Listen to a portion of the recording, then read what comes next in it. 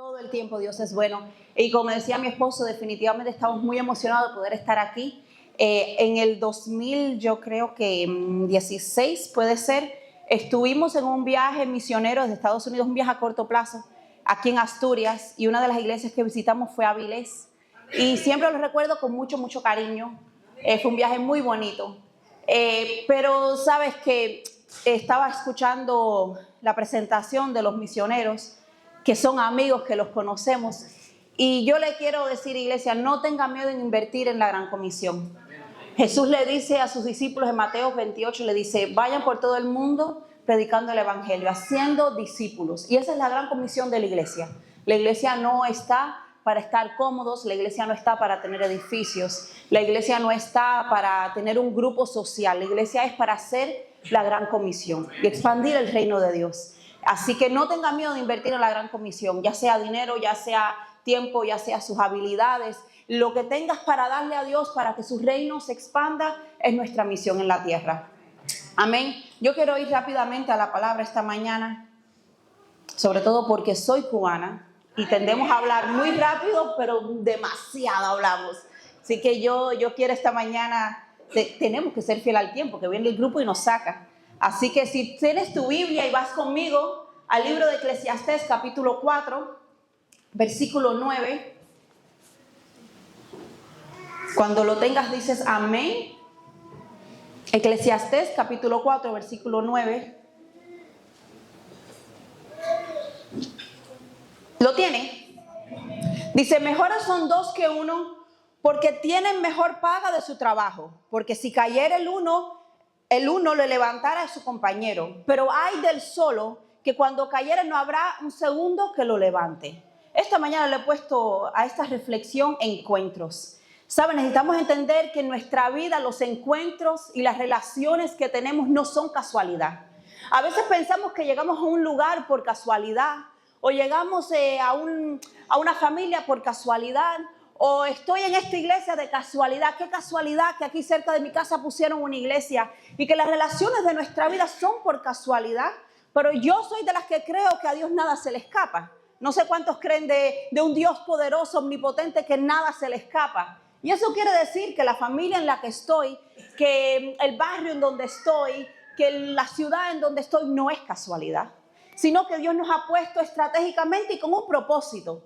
Y si es así, entonces tengo que entender que mis relaciones tienen un propósito, que mis relaciones son necesarias y es imprescindible entender el por qué tengo estas relaciones. Eclesiastés nos anima a entender que no estamos solos, no vivimos solos, y que de alguna manera necesitamos el compañerismo de nuestros hermanos. ¿Usted cree eso esta mañana?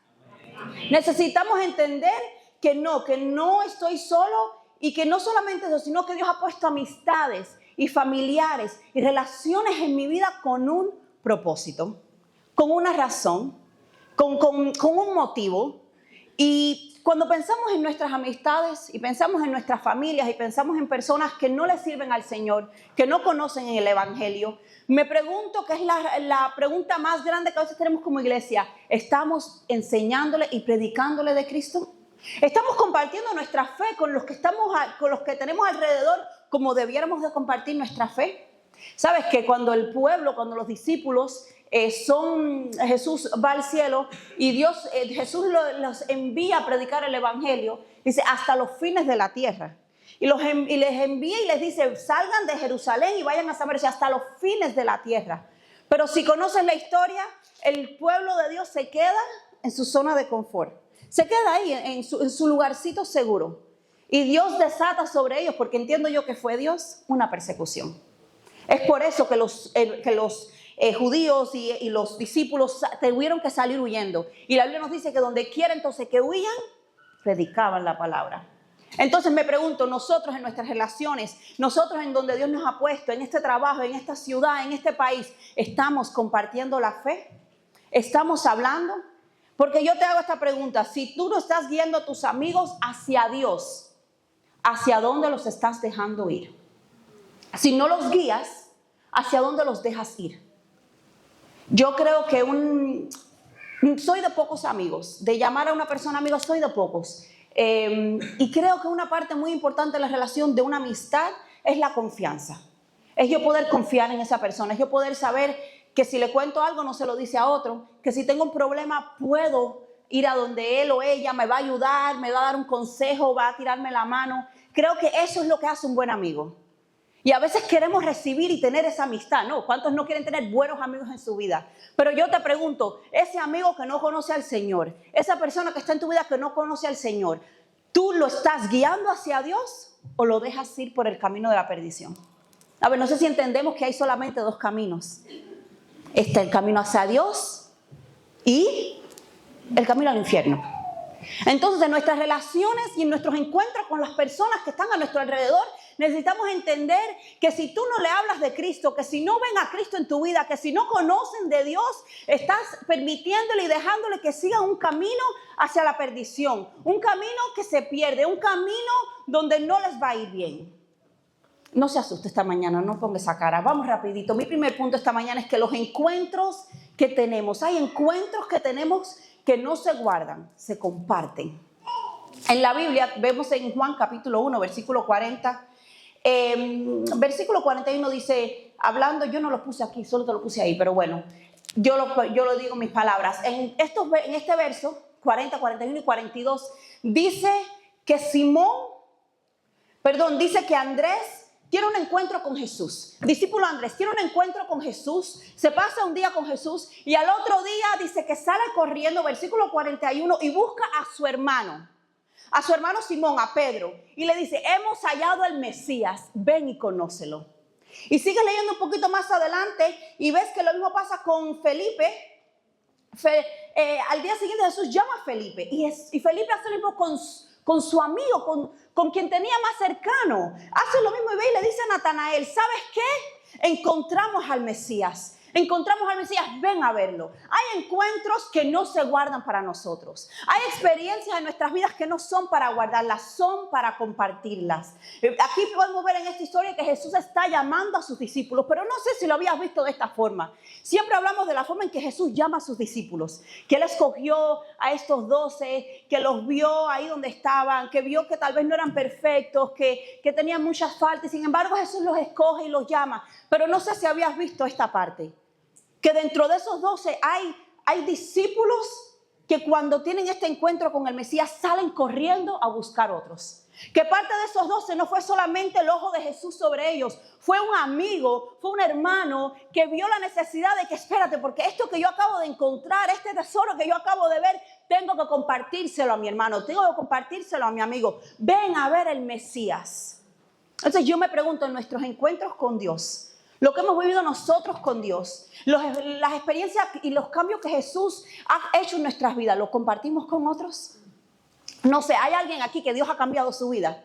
¿Hay alguien aquí que estaba como yo, perdida en el pecado? Que estaba como yo sin paz, que estaba como yo triste, que estaba como yo que no le encontraba sentido a su vida, pero un día llegó Jesús.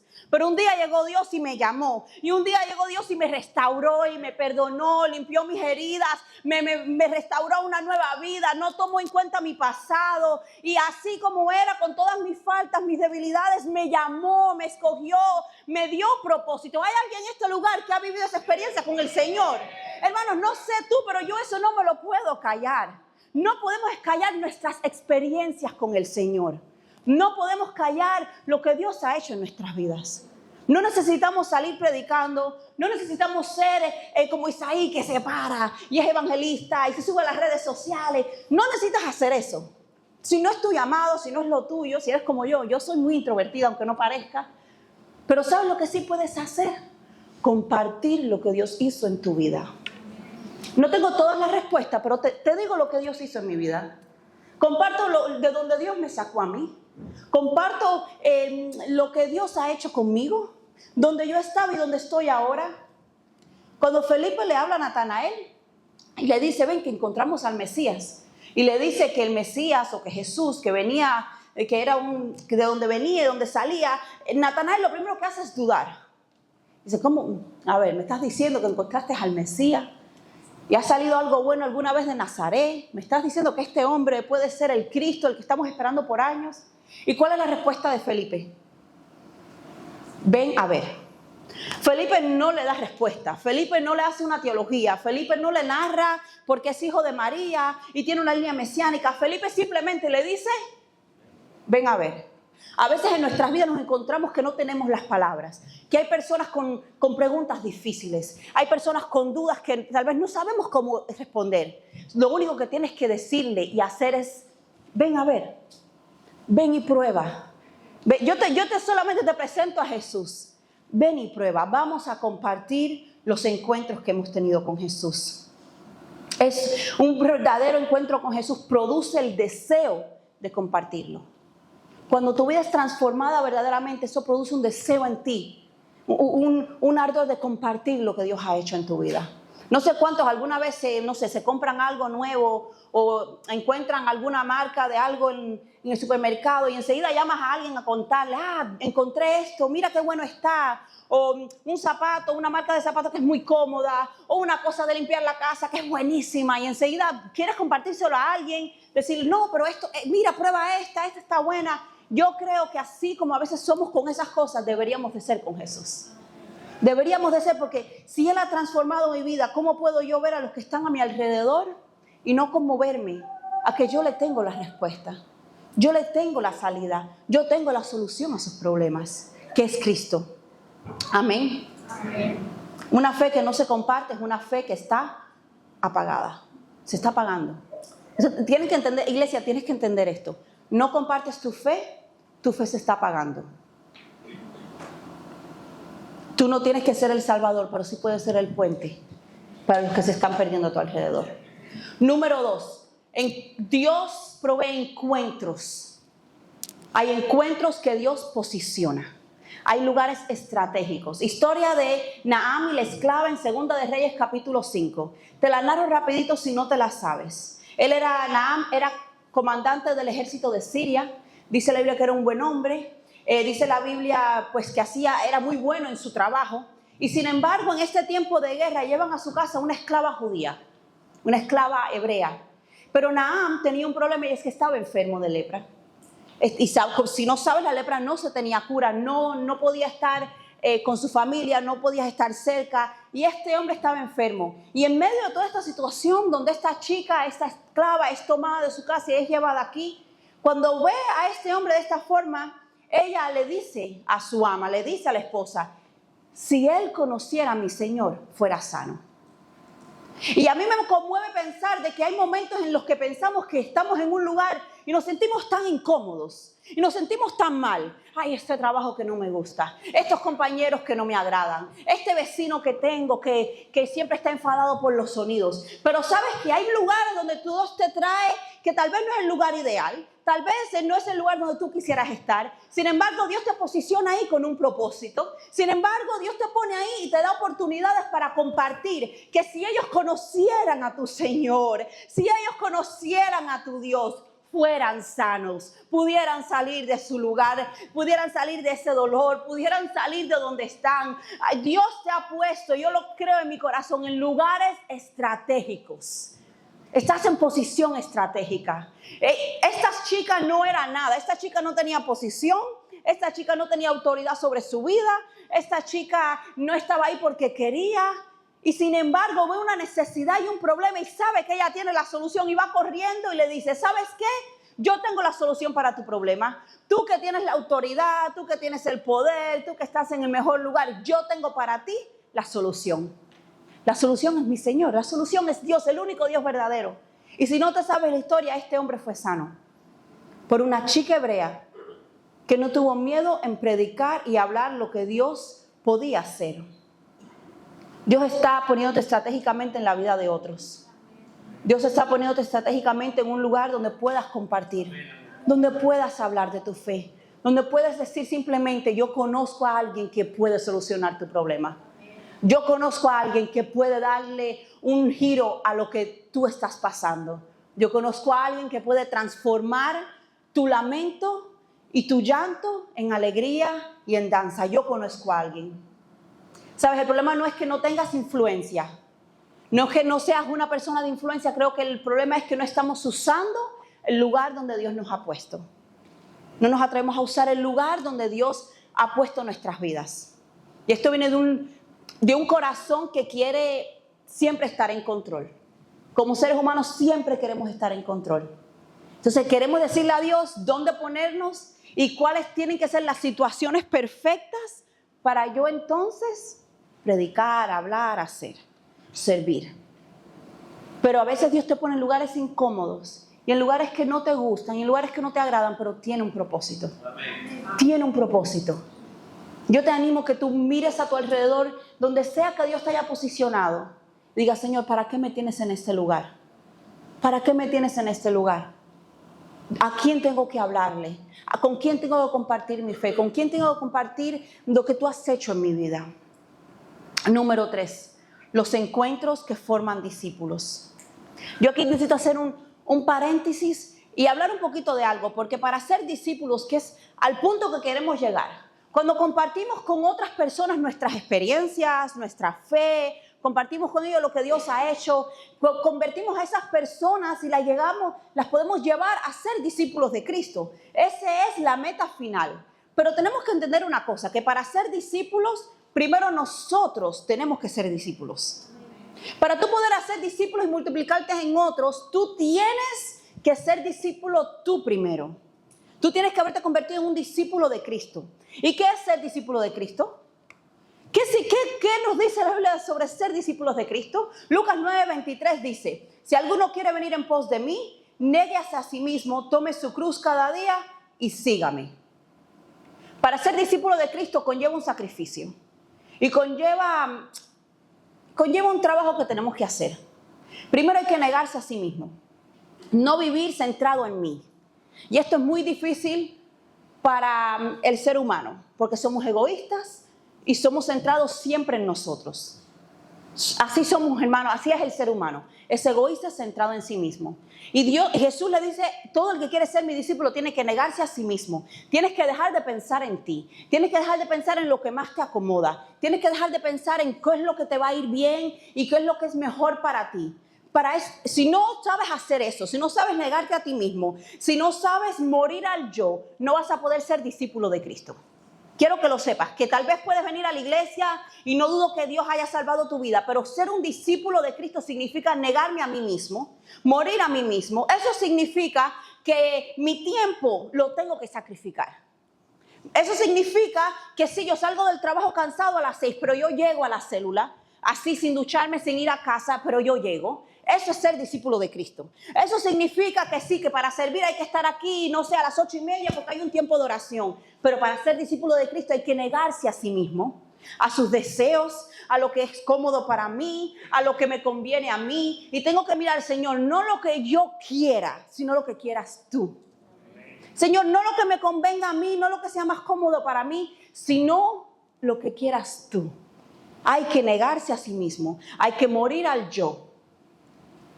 Sabe que una de las cosas más difíciles en el matrimonio, no sé si usted está de acuerdo conmigo, es para poder convertirnos en una sola carne, tienes que morir al yo. A ver, jóvenes solteros, escuchen esto.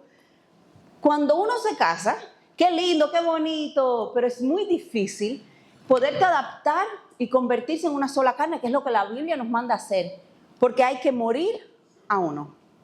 Hay que morir. Hay que morir a nuestros deseos, hay que morir a todo lo que queremos nosotros y entender de que ahora hay otra persona y que ahora hay que llegar a un acuerdo mutuo. Que ahora la cama no puede estar como a ti, como te plazca solamente a ti, porque ahora hay otra persona en la misma cama. La temperatura de la casa no puede ser como a ti te guste, solamente porque hay otra persona. No podemos cocinar solamente lo que nos gusta a nosotros. Tenemos que cocinar lo que le guste al esposo. No, y cuando llegan los hijos, ese es otro cuento aparte. Esa clase la damos otro día. Morir a uno mismo. Y ¿sabe? Uno de los fracasos más grandes que tienen la mayoría de los matrimonios es el egoísmo. Es un hombre o una mujer que no supo morir a sí mismo, que no supo sacrificar su carne como la Biblia nos manda a hacer para que ese matrimonio pueda florecer. No pueden arreglar problemas si estamos viendo el problema y diciendo, no, pero yo tengo que ganar esta pelea. No, pero eso tiene que ser como yo digo. No, pero es que él es el que está equivocado. No, porque hay que morir a uno mismo. Entonces eso es lo que pasa para ser discípulos de Cristo. Tenemos que morir, tenemos que tomar nuestra cruz. Hay que rendirse y hay que tener una obediencia diaria al Señor. Para ser discípulos de Cristo hay que obedecer y hay que rendir, hay que tomar la cruz, hay que llevar el peso, hay que llevar que yo no puedo tomar las mismas decisiones que toman otros, que hay otras personas que viven su vida de una forma y yo no puedo, porque yo soy un discípulo de Cristo. Hay veces que yo quisiera tomar decisiones y hacer cosas que me gustarían hacer, pero no puedo, porque yo soy un discípulo de Cristo. Ser discípulo de Cristo quiere decir que tomo mi cruz cada día. No es un día que levanté mi mano y le dije, Señor, entra en mi corazón. Es que cada día yo vuelvo a tomar esa cruz y digo, Señor, camino de la mano contigo. Señor, yo voy contigo. Y número 3, Jesús dice, toma tu cruz y sígueme. Hay que permanecer en Jesús. Hay que permanecer en Él. No podemos darnos por vencidos. No podemos dejarnos enfriar. Hay que permanecer con Jesús. Y lo que pasa es que no puedo guiar a alguien a un lugar donde ya yo no he caminado. No puedo ir delante diciendo a las personas que me sigan cuando yo no he sido transformado, cuando yo no he sido procesado, cuando yo no he aprendido a llevar mi cruz, cuando yo no he aprendido a morir al yo. Tienes que entender que si quieres discipular a los que están a tu alrededor, si quieres hacer discípulos, si quieres cumplir la gran comisión, tienes que entender que tu fe tiene que ser visible. Tienes que ver una fe visible. Se tiene que ver, la fe se ve, hermano, la fe se ve, porque la fe sin obras es muerta. Entonces quiere decir que la fe puede tener vida. La fe se ve, tu fe tiene que ser visible. Tu relación con Dios tiene que ser real. Tu vida tiene que reflejar a Jesús. Necesitamos que cuando estés en el trabajo, cuando estés en el colegio, cuando estés en la tienda, cuando estés donde sea que estén, las personas puedan ver que en ti hay algo diferente. Cómo hablas, cómo te manejas, cómo respondes, hay algo diferente. Hay una fe real. Que cuando sepan, wow, mira el proceso que está pasando, pero si tuvo un accidente hace 2 días, pero no se le quita el gozo. No, porque yo vivo diferente, porque yo le pertenezco a Jesús. El discipulado no empieza con lo que dices, empieza con lo que eres. Con lo que eres. Relaciones reales. Creo que lo grave de nuestras vidas a veces es que no vivimos relaciones reales. A veces pasan 2 cosas con el cristiano. A veces simplemente pensamos que, bueno, no van a cambiar, no van a creer, son duros, no tengo que predicar, Dios, es que ellos no escuchan. Ese es un lado. Pero el otro lado es que a veces miramos a las personas como si fueran números.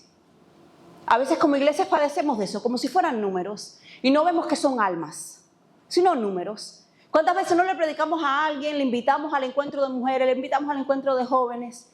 Y si ya 2 o 3 veces la has invitado y no ha venido, o viene y tú ves que no se convierte y no se queda, le dejamos de hablar. Ya dejamos de ser su amigo. Ya la relación ahí, ya no me interesa hablarle más. Entonces estamos buscando números. No estamos viendo almas. Porque si vemos almas, no importa que no dejes el paso, no importa que no hayas llegado a la iglesia, con más razón oro por ti. Con más razón soy tu amigo. Con más razón estoy presente en tu vida. Relaciones reales. No convertir gente, no cumplir una meta de llenar el templo, sino amar a personas. Caminar con ellos, involucrarme en su vida, preguntarle cómo están, ver las mañanas, cuando llego al centro de trabajo y cómo te fue, me contaste que el niño cumplía años, cómo estuvo el cumpleaños. Es que te tiene que interesar de verdad, es que te tiene que importar de verdad. Jesús miraba al pueblo y miraba a la multitud y decía que le dolía el corazón porque eran como ovejas sin pastor. Así debemos de ser nosotros. Mirar a nuestro alrededor y nos debería de doler el corazón porque hay personas en nuestro entorno que no tienen pastor, que no conocen a Cristo. Jesús comía con ellos, Jesús caminaba con sus discípulos, compartía su tiempo, los escuchaba, se sentaba a la mesa. Antes de enviarlos al mundo estuvo con ellos. Fue una relación y yo creo que eso necesitamos, iglesia. No es eventos, no programas, relaciones reales. Que nos importe el alma, que nos tiene que importar el alma de las personas que están a nuestro alrededor. Y claro, esto lleva un espacio donde tenemos, con esto yo termino, donde tenemos que rendir. Tenemos que rendirnos nosotros para poder conectar. Tenemos que ver las relaciones con intención. Y es difícil. Yo no soy muy sociable y soy muy introvertida. Yo lo digo porque es que no me creen a veces, pero soy muy introvertida. A mí me cuesta hablarle a alguien que no conozco. A mí me cuesta mucho saludar a las personas si no tengo confianza. Soy así. Y esto ha sido algo que yo he tenido que rendirle al Señor. Porque bueno, antes de estar aquí también éramos líderes en nuestra iglesia en Estados Unidos. Y cuando comencé a trabajar con los jóvenes y comencé a trabajar como líder de jóvenes, llegaban los jóvenes a la iglesia, los adolescentes, los padres los traían. Y me tocaba a mí buscarlos, hablarles, invitarlos. Y a mí me costaba mucho porque es que yo no soy así. Y yo tuve que orar y rendirle eso al Señor. Tuve que rendirle al Señor, Señor, este miedo y este pánico que tengo de personas, ayúdame, quítame eso. ¿Sabes? He tenido que aprender a rendir y sacrificar mis deseos. A entender que hay momentos en donde sí hay que sacrificar. Hay momentos en el que sí estás cansado, pero tienes que ir. Tienes que llegar al café. Hay momentos en el que sí, tú dices, jolín, tengo que lavar, tengo cosas que hacer. Pero ¿sabes qué? Me voy a tomar los 30 minutos y voy a llamarla, a preguntarle cómo salió del médico esta mañana. Hay que hacer vida con las personas. Relaciones reales. Y eso llevará un rendimiento de nuestra parte. Pero cuando tú tienes un encuentro con Jesús real, cuando lo que tú estás viviendo con Jesús es real, eso se da naturalmente en ti. Hermano, se va a dar naturalmente en ti. Cuando lo que tú estás viviendo con Jesús es real y está transformando tu vida de verdad, es algo que pasa naturalmente. En el siglo XVI, alrededor de Martín Lutero, la Reforma y todo esto, hubo un monasterio donde hubo lo que yo le llamaría un avivamiento, en Sevilla. Y por las conversaciones que estaban apareciendo dentro de estos monjes y la iluminación que estaban ellos viendo y las conversaciones, hubo un hombre, Casidorio de Reina, hombre que fue perseguido, fue un monje que fue hasta perseguido, tuvo que irse huyendo, porque él entendía, así como Lutero, que la palabra, lo que tenían como Biblia, debería de ser accesible a todos. Y fue quien hizo la primera traducción a la lengua castellana de la Biblia que se conoce como la Biblia del oso. Y sabe, tal vez dice, bueno, pero no lo usamos, ¿qué tiene que ver conmigo? Pero es que con Dios no se pierde nada. Y cada granito de arena y cada cosita que pasa en el entorno de su reino tiene un motivo y una razón. Y yo creo que si no se hubiesen dentro de ese monasterio, no hubiesen habido conversaciones, no hubiesen habido comentarios de lo que estaba pasando, de lo que estaban sintiendo, esto no hubiese pasado. Y no hubiésemos tenido tal vez hoy lo que tenemos como nuestra Biblia, lo que tenemos hoy como la palabra de Dios, que no era accesible a todo el mundo. Hoy podemos tener la Biblia inclusive en el móvil. Es tan fácil como que la podemos tener en el bolsillo.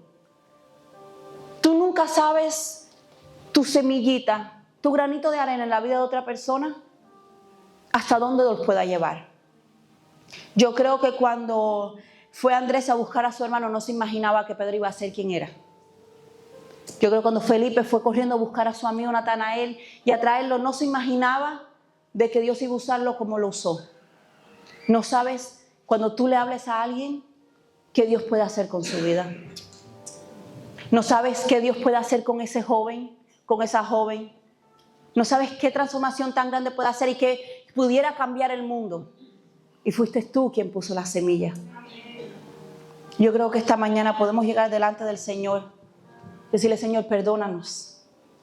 Perdónanos porque a veces estamos disfrutando tanto de lo que tú nos das, que nos olvidamos de que somos llamados a compartir nuestra fe. Amén. Somos llamados a compartir lo que tú has hecho en nosotros. No tienes que tener el discurso perfecto. No tienes que predicar y conocerte la Biblia perfecta. Solo tienes que compartir lo que Dios está haciendo en tu vida. Solo tienes que compartir de donde Dios te ha sacado. Y yo sé que a veces es difícil, ¿eh? Yo sé que a veces no queremos hablar de nuestro pasado. A veces no queremos hablar de donde Dios nos sacó. De los pecados que cometimos y lo bajo que llegamos y qué tan profundo fue ese pozo. Pero cuando nos negamos a hablar de nuestras debilidades, nos negamos a hablar de donde lo que Dios perdonó y rescató, es como decir, Señor, no creo que soy una nueva criatura. Es como decirle al Señor, Señor, esa cruz y esa sangre que derramaste por mí no tiene suficiente poder, porque me van a señalar o me van a juzgar. Pero si tú crees que eres una nueva criatura en Cristo, si tú crees que esa sangre derramada pudo de verdad limpiar tu pecado, pues no hay ningún temor en decir, sabes, yo también viví una vida oscura. Y si hoy tengo una familia, y si hoy tengo un esposo, y si hoy he podido levantar unos hijos que les sirven, y si hoy he podido estar donde estoy, y si hoy he comprado un piso, y si hoy he podido tener, no sé, mis papeles, es porque Dios estuvo conmigo. Hermanos, no somos nosotros, es Dios. Iglesia, no son tus fuerzas, es Dios. Y no compartir eso es dejar que los que están a tu alrededor se pierdan y estén nadando contra una corriente y no puedan. Pero cuando le tiramos el salvavidas de Cristo, pudiera cambiar su vida.